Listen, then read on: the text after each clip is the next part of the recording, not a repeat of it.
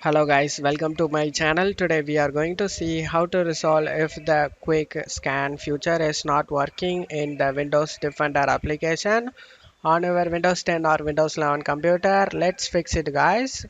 You just need to go to search menu and type registry editor. Just need to right click on it and select run as administrator, and you just need to select yes. Now in the registry editor you just need to expand the HKey local machine folder and expand the software, and now expand the policies, and now expand the Microsoft, and now you just need to click on Windows Defender folder. And now at this point you just need to know the file path location guys. In my video I will zoom in. After checking it on right side, if you see any values over here, any default values, so let me just go ahead and create one here. For example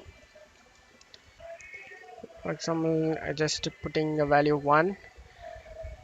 If you see anything that has a value 1 over here, you just need to double click on it and set the value to 0. After setting the value to 0, select OK. So again, any default values, so registry default value that might show up here, either want to delete them or just set them to 0, which is going to turn it off. I would recommend just turning them off by setting 0 value. Now you just need to close it off here, and for the changes take effect you just need to restart your PC guys. After restarting your PC you just need to go to search menu and type cmd.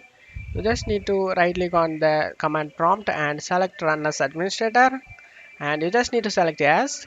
Now in the command prompt you just need to check my video description for this command used in my video, copy it, tap the bar, right click, eject and paste it in guys, press enter. This is file checking utility scan guys. This will help you to fix corrupted files in your computer.